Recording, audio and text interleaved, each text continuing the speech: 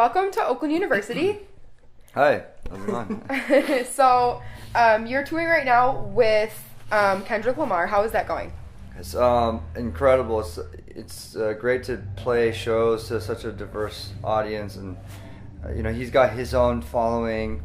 Obviously, I got mine, and you really see the two worlds, like the dance world and the hip hop world, or the people that follow his music and people that follow my music in this one space. And when he's playing, like I was watching yesterday, like everyone knows the lyrics to every single song, and people are having a really good time. And then when I went on, I was always a little worried that like people were gonna leave or something. But the crowd was like still hyped and jumping and dancing and having a good time. So but you didn't start in dance; you started like in hardcore, right? Yeah. I started in the rock. And so, how did that transition go? The transition was more. Well, I started like playing in bands, and then eventually I started a label, and then the label gave me insight to sign other bands, obviously, and then eventually I just slowly kind of grew my business outside of just putting out records, but we started throwing parties. So when I moved to LA, I started throwing parties, and when you throw a party, at that time, it was like 2003-ish, the party promoter is also the DJ. So like I was DJing my own parties, and that was like pretty much the only way I could DJ, because I was really bad. So that's how I started DJing. And then eventually from just the act of DJing over and over again and throwing your parties, I just eventually evolved into a better DJ. And I went from vinyl to eventually Serato. Now I'm with CDJs. Now I'm like video Serato with I have like a show with visuals and stuff. So, and then from DJing I went into producing, but that came natural because I was already playing in bands since I was a kid. So I was like, I picked up my first guitar when I was like 15, 16 years old, and then I just jumped into bands like right away. So like through that whole, my first demo I made, I like recorded drums myself, guitar and bass and vocals, like when I was like 17. So I already knew how to like write music. So I just transferred that over into production and worked with another guy, and we were called Weird Science for like from 2005 to 2007, and I learned my chops there on producing electronic music. And then from 2007 to 2011, I released, I put out a bunch of remixes and eventually released Wonderland, my album. And so where does you have a huge stage presence, where does that come from? The stage show, a lot of it kind of comes from just being in bands when I was a kid, because like, especially with like when I was touring with, I was in a bunch of bands, but like I'd say like the more prominent one was This Machine Kills. We toured all over U.S., Japan. It's just like crazy screaming hardcore music. It's just like kids are thrashing around, you're thrashing around, it's part of the thing, like crowd surfing, stage diving. That was normal. It wasn't like, whoa, I can't believe someone's doing that. It was like everyone was doing it, It's part of that culture. So I just, like when I started producing music that was emulating that sound, where I was like, sampling guitars and making songs way more harder than I thought that they should be, like just more abrasive, more like punchy, this is even earlier on, like in like 09, when I did the song Warp with the Bloody Beetroots, or remix for Fused back then. That was like really aggressive for even that period of time. At that time, like the term electro was like almost like, it was very punk for dance music. It wasn't accepted, It was too abrasive for like commercial DJs to play. It's just way too wow,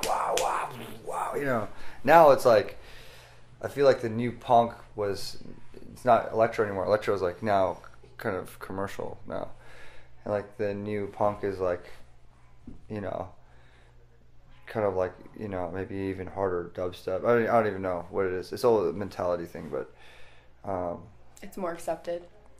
Well, no, punk is like more of the alienated. Okay. You know what I mean? It's like the kind of like alternative to the commercial. Got it. So at that period of time, it was like I was saying, it was like back in 2009, it was like the electro sound was very much not really accepted. There's like a small crew of artists that were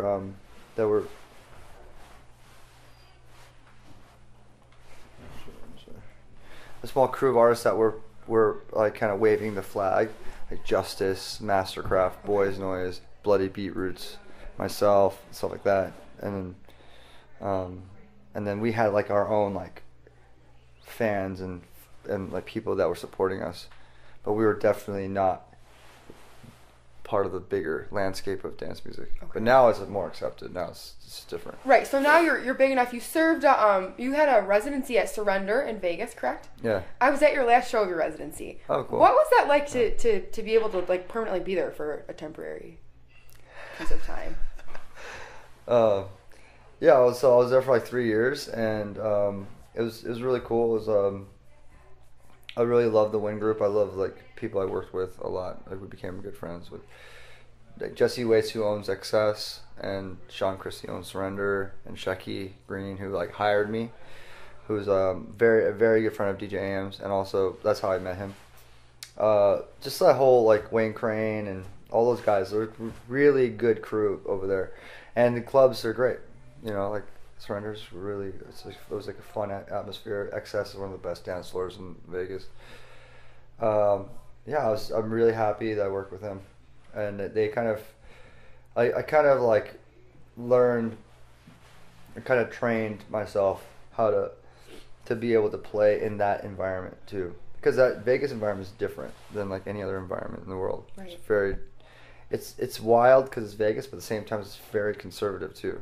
Like, can't just be throwing cakes at everyone there. You know, they're just like, it's just different. Where did the cake throwing come from?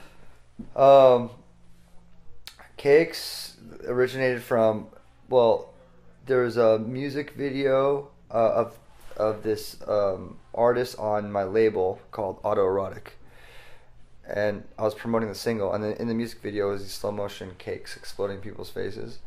So I woke up one morning with the idea of just, you know, oh yeah, I could promote this song by actually caking people during the song.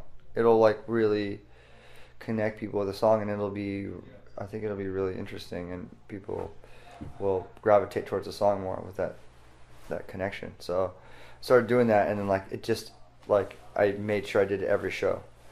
And this is like a long time ago, actually. You know, like maybe for caking, people think it's like not that long. I mean, I've been doing it since probably like end of 2010 or like beginning of 2011. You mentioned your album Wonderland.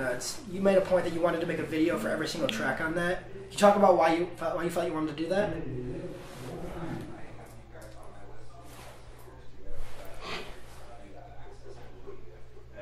Do you see that? Can you see your breath? Are you freezing? No, I just could see it. Yeah. Yeah. Well, like last year I made 13 videos. This year I've already made like 2 or 3. I'm like obsessed with putting visuals to the music. I think it relates to people better. You know, for me it relates to me. That's I always treat myself as like the first person to obviously. I have ADD, so I hear other shit. I'm just like, oh. No, but anyways, like I love doing videos, and it's fun making them. I love like also writing the ideas down. Like for Singularity, that's like the first video actually I sat down and I wrote out the concept, and I wrote other videos, but like I had like there's a lot of people that came in and put their 2 cents in. But yeah, Wonderland. I mean, obviously, like we just released the Ooh single, which is Wonderland came out January 2012. So I mean, we're like still I mean, the only 2 songs that don't have videos is "Live in My Love" and "Dangerous" at this point. But I've done a video for every other song. Yeah, and then for Neon Future, my next album, I'm working on that right now. Actually, working in the bus, in the studio, because I turned my bus into a studio as well. Kendrick has a studio as well on his bus, I think. Yeah, it's the best way to work. I can work and play, work and play, work and play. It's amazing. I can fucking play shows, and then work on music, and it's like that's the best. That's why the bus tours are amazing, because you can create your own space how you want it. So, you know, it's like, this is what I need to do to finish my album. This is the only way I can do it. In the beginning of the year, I actually reserved a lot of time off so I can actually be in a proper studio. And I wrote most of my concepts down there. And then now I'm fleshing them out here and also coming up with new ideas. So, yeah, I'll be tons of collaborations this year as well. Then you have a collab with Knife Party coming out soon, one with Flex Pavilion, that will be on my album. And then the album itself is just a big project. And when can we expect that album? I don't know when. I hate saying a date because I'm always wrong. When this early on, if I say a date, it's going to be wrong. But I could say December, and it'll be wrong, but I could say it. But sometimes. Yeah. All right, thank you so much, Steve Aoki with WXOU and the Oakland Post from Oakland University. All right.